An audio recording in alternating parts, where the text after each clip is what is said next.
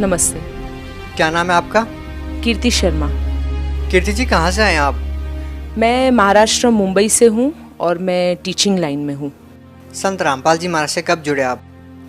इनसे मैं संत रामपाल जी महाराज से मैं 9 फरवरी 2017 को जुड़ी हूँ।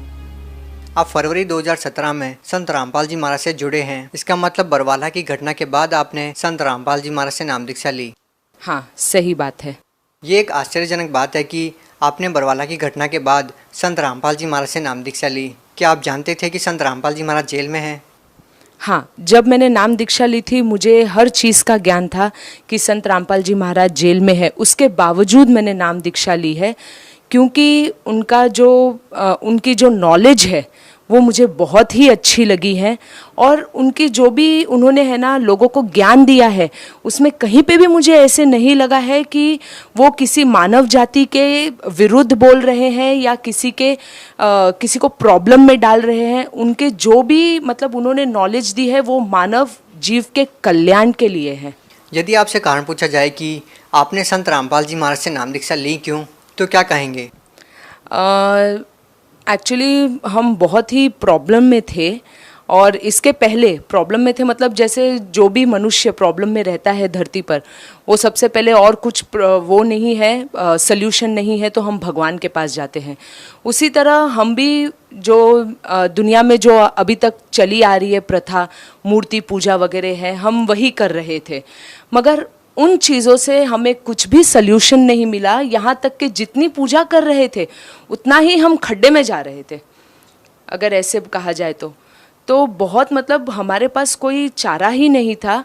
और तभी ऐसा हो गया जैसे संत रामपाल जी महाराज ने ही हमें बताया है कि बेटा तू मेरी राह पे आ जाओ। यदि आपसे पूछा जाए कि आपको परेशानियाँ क्या थी, संत रामपाल जी महाराज के शरण में आने की आखिर आपको जरूरत क्या आन पड़ी, ऐसी क्या परिस्थितियाँ हुई कि आपको संत रामपाल जी महाराज से नाम दीक्षा लेने की जरूरत पड़ी?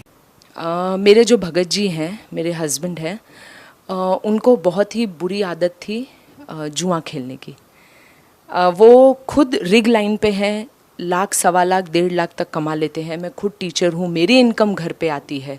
उसके बावजूद हमारा 2 बेडरूम हॉल किचन का फ्लैट प्लस मेरे पास जो भी गहने वगैरह जो मटेरियल वर्ल्ड कहते हैं वो सभी था हमारे पास। और इनकी इसी बुरी आदत की वजह से हमने सब कुछ खो दिया है। आज हम रेंट के फ्लैट पे रह रहे हैं और तब भी इनकी पेमेंट अच्छी है, मेरी पेमेंट अच्छी है, तब भी हम अच्छे से गुजारा कर सकते हैं रेंट के फ्लैट पे।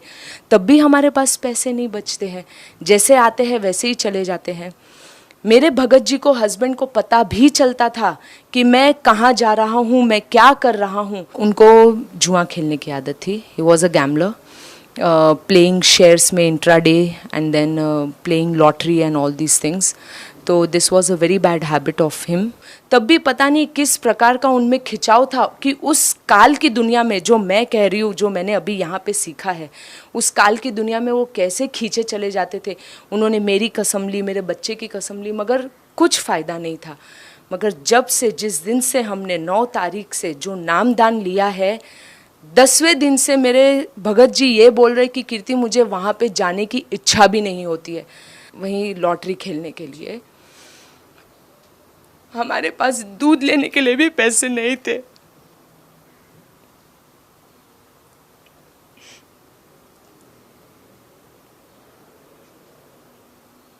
आज इसी चीज़ को 6 महीने हो गए और मेरे हस्बैंड वहाँ पे जाने का नाम तो छोड़ दो, अब उस गली से भी गुजर जाते हैं ना तो बोलते कि अब जैसे नफ़रत सी होने लगी है मुझे उस चीज़ से। तो इतना बड़ा हमने सिर्फ 6 महीने में इतना बड़ा ड्रास्टिक चेंज संत रामपाल जी महाराज की वजह से ही देखा है।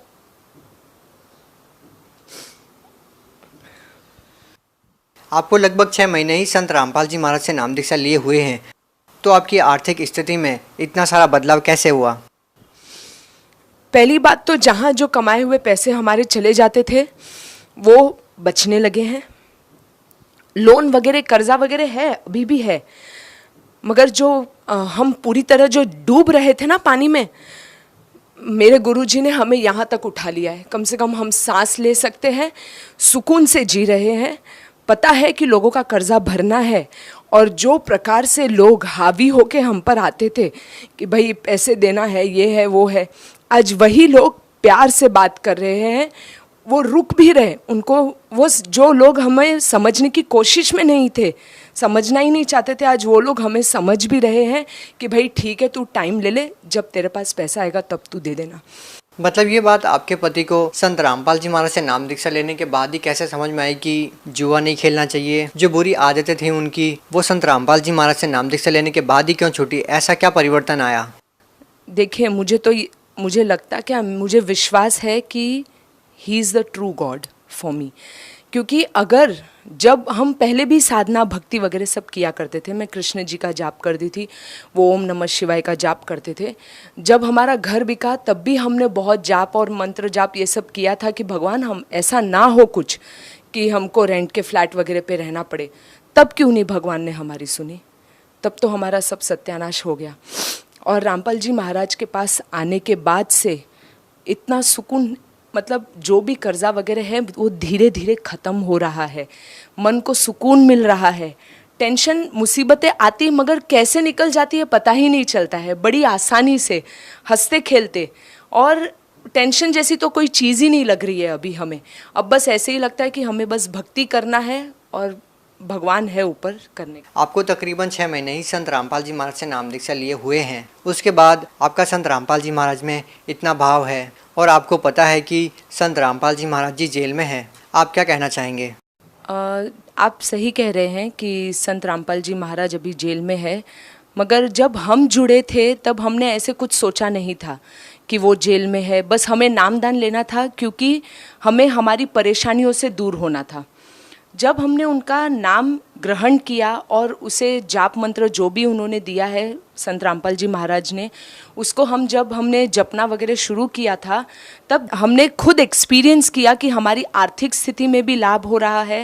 There are changes in our financial as well as health, and then we started feeling like why this kind of संत is put behind the bars. It's a biggest question mark for our Indian government, who has come over here to give relief to all our citizens, to all our mankind. And it's really very pitiable thing, very bad, like very sorrowful thing, that being behind the bars he is doing so much of good for people. What if he will be out of the bars? What miracle he is going to do for all of us? And we have not even seen him. We are literally dying to meet, and we are literally dying to touch his feet when he'll be out. देखिए, आप पढ़े लिखे हैं, educated person हैं आप। संत रामपाल जी महाराज के बारे में ये भी कहा जाता है कि साधारण सी वेशभूषा रखते हैं, कंठी माला ही नहीं रखते हैं, भगवा कपड़े नहीं पहनते हैं। एक ऐसा व्यक्ति संत कैसे हो सकता है? क्या आप उन लोगों की बातों से इत्तेफाक रखते हैं जो ये कहते हैं कि जो साधारण सी वेशभूषा रखते हैं वो संत कैसे हो सकते हैं? डेफिनेटली संत होना ज़रूरी नहीं है कि भगवा कपड़ा पहन लेना है, माला वगैरह कर ले लेनी है।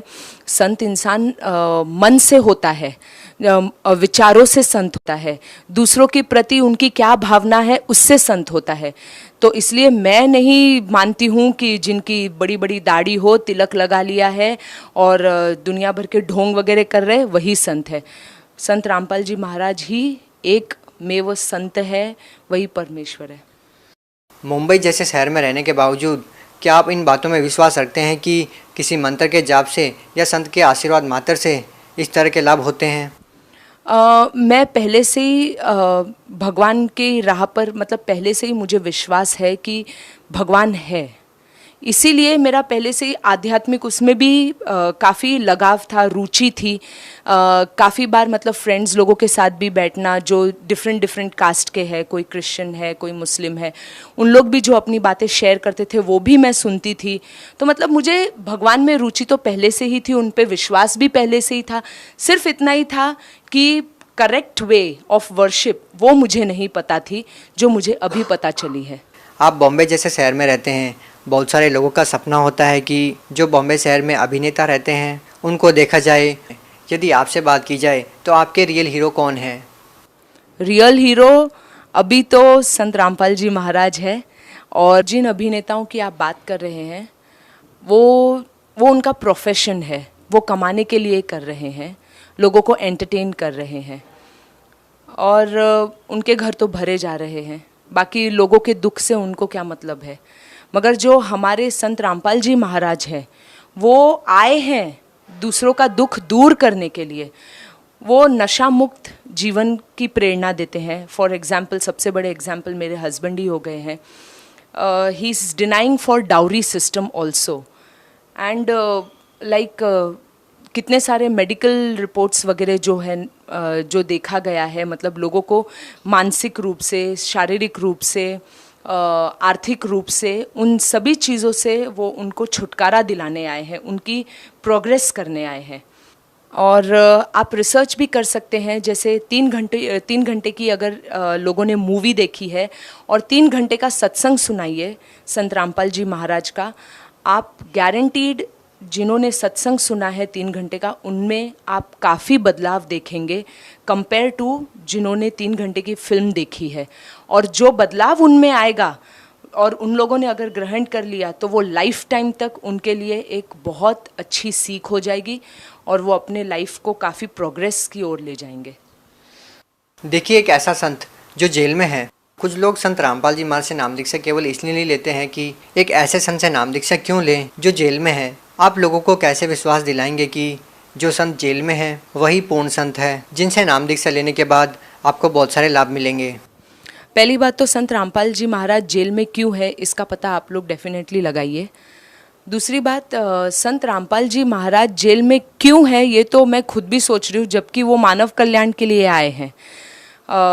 मतलब ये क्वेश्चन तो हम सभी भगत लोगों में है कि गवर्नमेंट इस चीज़ के लिए क्यों कुछ नहीं कर रही है, जिन्होंने कभी कुछ हमें ख़राब सिखाया ही नहीं है। इनफैक्ट बोल रहे कि अगर तुम नशे में हो तो नशे को दूर करो। ये हमारी like this is not our culture. हम डाउरी सिस्टम वगैरह जो फॉलो कर रहे हैं उन सब चीज़ों से दूर रहो। फेस्टिवल्स जो हम मतलब सेलिब्रेट कर रहे हैं, अभी अगर देखा जाए तो दिवाली है, होली है, गणपति है, अब जितने भी फेस्टिवल्स हैं उससे क्या लाभ मिल रहा है? एक पैसे का लाभ नहीं है। इनफैक्ट लोगों के पैसे खर्च हो रहे हैं और एनवायरनमेंट में जितनी पोल्यूशन हो रही है, जिससे फिर से मैनकाइंड के लिए ही एक बहुत बड़ा प्रॉब्लम है। तो वो चीज़ भी मुझे संत रामपाल जी महाराज की बहुत सही लगी। तो इनफैक्ट संत रामपाल जी महाराज हमें सही दिशा दिखाने आए हैं। एक अंतिम प्रश्न आपसे जानना चाहेंगे कि बहुत से ऐसे लोग हैं जो केवल संत रामपाल जी महाराज से नाम दीक्षा केवल लाभ लेने के लिए ही लेते हैं और उनको बहुत सारे लाभ होते हैं। आपको संत रामपाल जी महाराज से नाम दीक्षा लेने के बाद क्या क्या लाभ मिले हैं? संत रामपाल जी महाराज से मिलने के बाद पहली बात तो जैसे मैंने आपको बताया, मेरे हस्बैंड को जो बुरी आदत थी, उनको जुआ खेलने की आदत थी। He was a gambler, playing shares में intraday and then playing lottery and all these things. तो this was a very bad habit of him, which we got immediate treatment from our Sant Rampal ji Maharaj. And besides that अभी धीरे धीरे हमारी financial condition भी stagnant होते जा रही है, संभल रही है। बहुत बहुत धन्यवाद। सत साहिब।